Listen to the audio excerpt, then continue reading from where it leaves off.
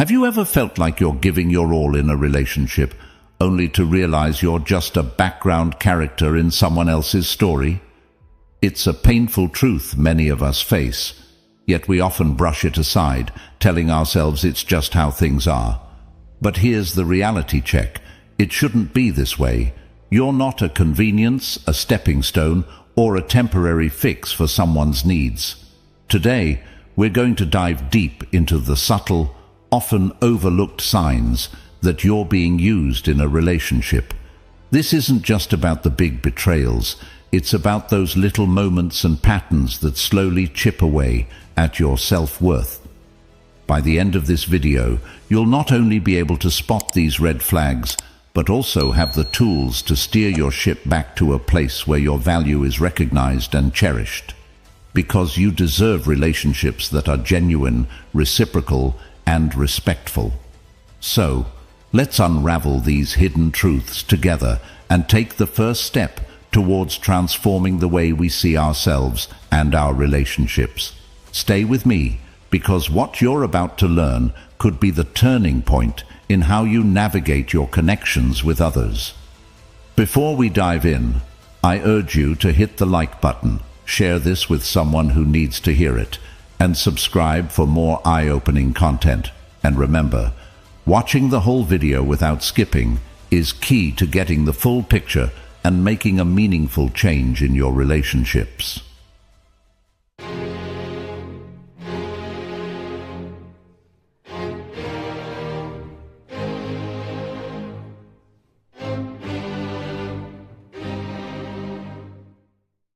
First signal: one-sided effort examined. One-sided effort in relationships is a phenomenon most of us have encountered, where we find ourselves always being the giver, the supporter, the one who's constantly reaching out. This disparity, where one person consistently makes more effort than the other, can leave you feeling unappreciated and emotionally drained. It's like you're rowing a boat alone, while the other person is just along for the ride. This situation brings to mind a powerful quote from the Stoic philosopher Seneca, who said, "We are more often frightened than hurt, and we suffer more from imagination than from reality." Sometimes we might ignore this imbalance out of fear of losing the relationship, even when it's causing us more harm than good. The one-sided effort is a clear indicator of an unbalanced relationship. Marcus Aurelius, the Roman emperor and a Stoic philosopher, once remarked, "Never value anything as profitable to your character that forces you to break your promise, to lose your self-respect, to hate, suspect, curse, act the hypocrite, desire things that require walls and curtains." This is particularly relevant when we consider the dynamics of a one-sided relationship. If you find yourself compromising your values, your dignity, and your peace of mind to maintain a relationship, it's worth questioning its value in your life. In such relationships, you're the one making all the plans, initiating communication, and often making excuses for the other person's lack of effort. This continuous give-and-take imbalance can lead to a build-up of resentment and a sense of loneliness, even when you're technically not alone. As the Greek philosopher Epictetus said, "We have 2 ears and 1 mouth, so that we can listen twice as much as we speak." In a one-sided relationship, you might find yourself doing all the talking with very little active listening or engagement from the other party. In the realm of Western psychology, this imbalance is recognized as a potential source of emotional distress. It's essential to remember that a healthy relationship involves mutual effort and reciprocation. When this balance is missing, the relationship can feel more like a burden than a source of joy and support. It's important to recognize your worth and not settle for a relationship that leaves you feeling undervalued and unappreciated. As you navigate these waters, remember that your well-being and self-respect should always be a priority. Recognizing and addressing the issue of one-sided effort is a crucial step toward healthier, more fulfilling relationships. Second signal: selective availability. Highlighted. Selective availability in relationships is a telling sign where the dynamics are skewed heavily in favor of one party. It's a situation that many of us have faced. A friend or a loved one who is always ready to receive support, but seldom available to give it. This kind of relationship echoes the words of the Stoic philosopher Seneca, who observed, "Wherever there is a human being, there is an opportunity for a kindness." However, in the case of selective availability, this opportunity seems to be a one-way street. This behavior is a reflection of a relationship where convenience outweighs genuine care and reciprocity. When someone is only present in your life when it suits them or when they stand to benefit, it points towards a lack of genuine commitment and concern. Marcus Aurelius, a figurehead in Stoic philosophy, once stated, "It's not what happens to you, but how you react to it that matters."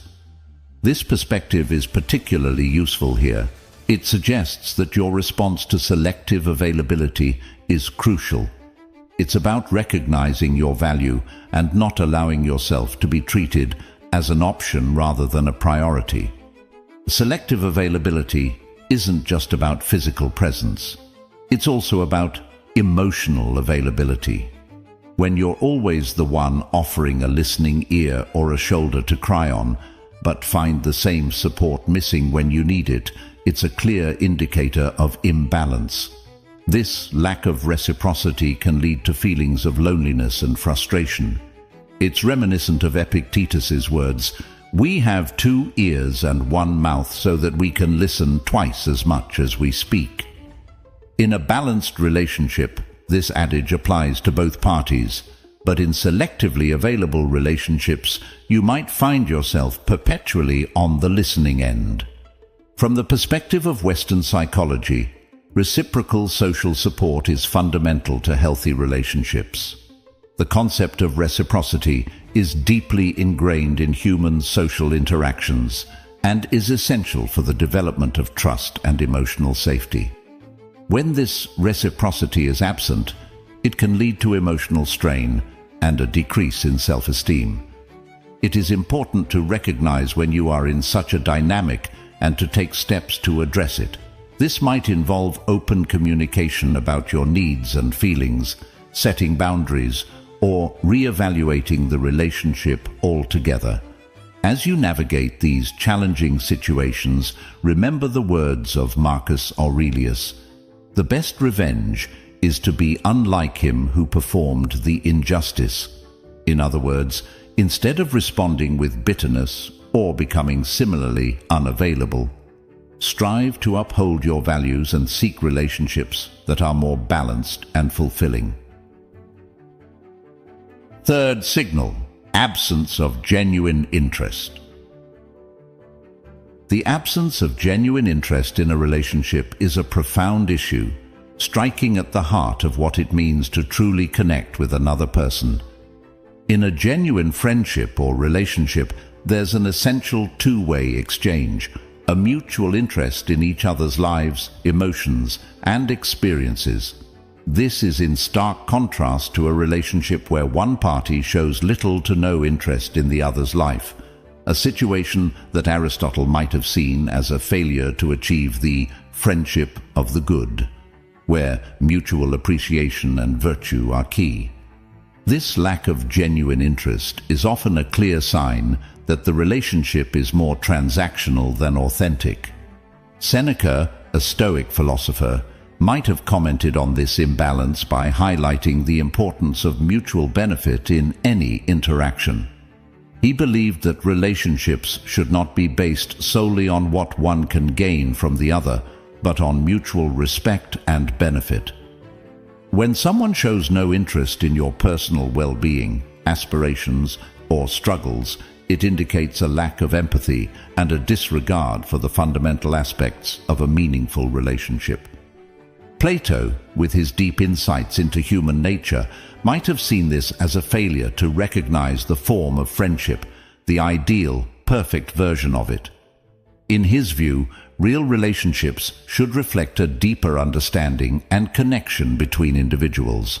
When this depth is missing, the relationship becomes a shadow of what it could truly be. Moreover, the lack of genuine interest in someone's life can lead to feelings of isolation and insignificance.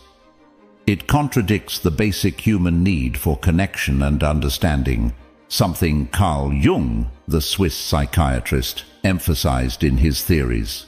Jung believed that meaningful connections with others were an essential part of individual development and self-realization. In Stoic philosophy, Epictetus stressed the importance of focusing on what is within our control and letting go of what isn't. In the context of relationships, this means recognizing when a relationship lacks genuine interest and understanding that we cannot force someone to show this interest. Instead, we should focus on cultivating relationships that are enriching and mutually supportive. Socrates, known for his method of deep questioning, might have encouraged us to question the nature of our relationships continually. Are they based on mutual respect and interest, or are they one-sided? This constant inquiry can help us navigate towards healthier and more balanced relationships. Fourth signal: emotional manipulation unveiled. The fourth signal, emotional manipulation, is a critical concern in any relationship. It occurs when one person uses guilt, emotional pressure, or even subtle coercion to influence the other's actions. This form of manipulation is particularly insidious because it exploits the victim's compassion and empathy, often making them question their own feelings and motivations. Stoic philosophy, particularly the teachings of Epictetus, offers a lens through which to view this behavior. Epictetus taught that external events are beyond our control, but we can control our responses to them. In the context of emotional manipulation, this means recognizing the manipulative behavior for what it is and choosing not to let it dictate your actions or question your self-worth. Marcus Aurelius, another Stoic philosopher, focused on the importance of acting in accordance with one's own nature and reason. When faced with emotional manipulation, it's essential to stay true to oneself rather than being swayed by someone else's attempt to exploit your emotions. Aurelius might have advised that we maintain our integrity and not allow others to disturb our inner peace. Seneca, a contemporary of Aurelius, spoke often of the tranquility of the mind. He might have seen emotional manipulation as a direct threat to this tranquility, a force that disrupts our inner harmony and clarity. From his perspective, recognizing and resisting emotional manipulation is key to maintaining our mental and emotional equilibrium. From the perspective of Western psychology, emotional manipulation can have significant negative effects on an individual's mental health. It can lead to anxiety, low self-esteem, and even depression. Carl Jung, a pioneer of psychology, believed in the importance of individuation, the process of understanding and integrating one's own psyche. In a situation of emotional manipulation, this means recognizing the manipulation and reaffirming your own thoughts, feelings, and values. Aristotle's concept of phronesis, or practical wisdom, is also relevant here. It involves not only understanding what constitutes a good or desirable state, but also being able to deliberate about how to achieve it. In cases of emotional manipulation, practical wisdom would involve seeing the manipulation for what it is and understanding the best way to respond or remove oneself from the situation. Plato might have viewed emotional manipulation as a corruption of the soul, a force that distorts truth and reality. In his dialogues, he often explored the idea of justice and truth, and emotional manipulation would likely have been antithetical to these ideals in his view. Fifth signal: disregard for boundaries. The fifth signal of a problematic relationship is the disregard for boundaries, a situation where one party consistently oversteps or ignores the limits set by the other. This lack of respect for personal boundaries can manifest in various ways, constantly changing plans, expecting you to be always available, or dismissing your needs and preferences. This behavior is not only disrespectful, but also detrimental to the foundation of any healthy relationship. In the realm of Stoic philosophy, the teachings of Marcus Aurelius offer valuable insight into this issue. Aurelius emphasized the importance of respecting oneself and others. He believed in the dignity of each individual and the need to honor that dignity in our interactions. From his perspective, allowing someone to repeatedly disregard your boundaries is inconsistent with maintaining self-respect and personal integrity. Similarly, Seneca, another Stoic philosopher, spoke about the balance between self-preservation and the duties we owe to others. He would likely view the disrespect of boundaries as a violation of this balance. In a healthy relationship, there should be a mutual respect for each other's time, space, and individuality. When these are continuously disregarded, the relationship becomes one-sided and harmful. Epictetus, known for his teachings on the control of one's own responses and actions, would advise individuals in such situations to remember that their reactions and boundaries are within their control. He would likely encourage a person to assert and maintain their boundaries firmly, reminding them that while we cannot control the actions of others, we can control how we respond and uphold our own limits. From a psychological perspective, Carl Jung's concept of individuation involves understanding and integrating various aspects of oneself. Respecting and asserting one's boundaries is a crucial part of this process. When boundaries are continuously ignored, it can hinder personal growth and lead to feelings of frustration and a loss of identity. Aristotle's notion of the golden mean, the desirable middle ground between two extremes, can also be applied to the concept of boundaries. In any relationship, there should be a balance between flexibility and firmness. A complete disregard for boundaries represents an extreme that disrupts this balance, leading to an unhealthy dynamic. Sixth signal: superficial connection exposed.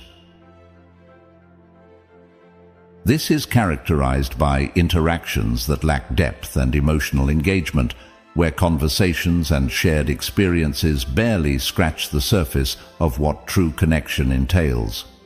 This type of relationship is marked by a persistent shallowness, where even after spending considerable time together, the parties involved don't truly know each other on a deeper, more meaningful level.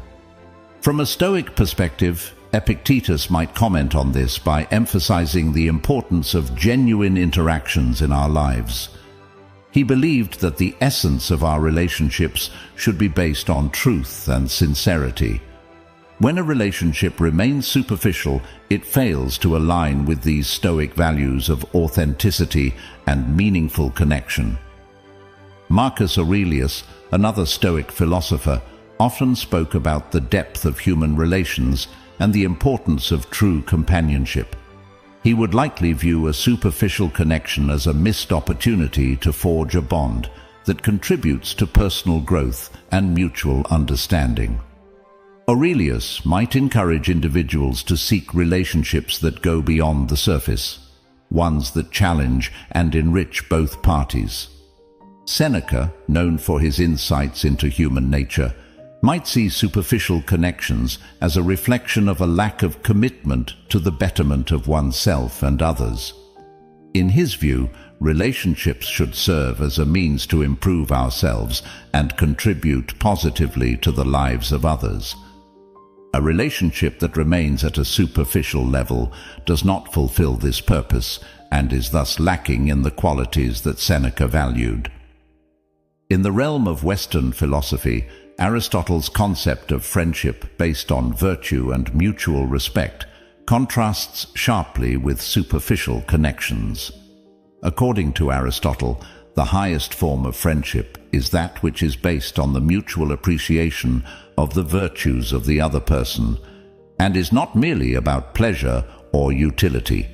Superficial relationships, devoid of this depth, do not meet Aristotle's criteria for true friendship. Plato might have conceptualized superficial connections as relationships that fail to reach the world of forms, his idea of the highest and most fundamental kind of reality. In Plato's view, a relationship that doesn't strive to understand and connect with the true essence of the individuals involved is limited and unfulfilling. Carl Jung, a Swiss psychiatrist, emphasized the importance of deep, meaningful connections in his theory of individuation, the process of self-realization. Jung would likely see superficial connections as barriers to achieving this self-realization, as they do not allow for the depth of interaction necessary for individuals to fully understand and integrate different aspects of their personalities. Seventh signal: absence in your tough times. The seventh and a deeply telling signal of a problematic relationship is the noticeable absence during tough times. Genuine friendships and relationships are tested and proven not in moments of convenience, but in times of challenge and adversity. When a person you consider a friend or a partner is conspicuously absent during your periods of struggle or hardship, it speaks volumes about their investment and commitment to the relationship. Stoic philosophy, with its focus on virtue, resilience, and the nature of human relationships, offers valuable insights into this issue. Epictetus, a prominent Stoic philosopher, believed in the importance of enduring hardships with a sense of stoicism and grace. However, he also recognized the value of support and companionship in overcoming life's challenges. In the context of a friend's absence in tough times, Epictetus might remind us that while we cannot control others' actions, we can control our response, including re-evaluating the relationship and seeking support elsewhere. Marcus Aurelius, known for his meditations on life and duty, would likely see the absence of a friend in hard times as a failure in the duty of friendship. For Aurelius, the essence of any relationship was based on mutual support and understanding. The absence when you are most vulnerable contradicts the very principles of mutual respect and empathy that he valued. Seneca, another Stoic thinker, wrote extensively about the trials of life and the role of friends in easing our burdens. He might view a friend's absence in tough times as a lack of true friendship, which he believed should be based on a foundation of mutual support and understanding. For Seneca, enduring hardship is a part of life, but enduring it alone, when you have sought the support of friends, indicates a relationship lacking in genuine care and solidarity. From a Western philosophical perspective, Aristotle's concept of friendship involves mutual goodwill and shared values. In his view, a friend who is absent during your struggles fails to meet these criteria of true friendship. Aristotle believed that such friendships, based on utility or pleasure, are less enduring and lack the depth and commitment of virtuous friendships. Plato might see this absence as indicative of a relationship that lacks the ideal form of friendship, one that is based on a deeper understanding and connection between souls. For Plato, true friends are those who remain present and supportive, especially during life's challenges. Carl Jung, in his exploration of the human psyche, emphasized the importance of deep, meaningful connections in achieving personal growth and self-actualization. The absence of a friend during difficult times can be detrimental to this process, depriving individuals of the emotional support and understanding necessary for overcoming personal struggles. As we come to the end of our journey today, remember this: the value of your relationships is not measured by the ease of time shared, but by the presence and support felt during life's most challenging moments. You deserve connections that are as deep and genuine as your own commitment and empathy. If today's insights resonated with you, don't let the journey stop here. On the screen, you'll find a playlist that dives even deeper into understanding and nurturing healthy relationships. Click on it, continue this path of self-discovery, and embrace the relationships that honor your true worth. Remember, in the grand tapestry of life, every thread of genuine connection we weave adds strength, warmth, and color to our existence. Stay true to yourself and keep seeking those connections that make life truly meaningful.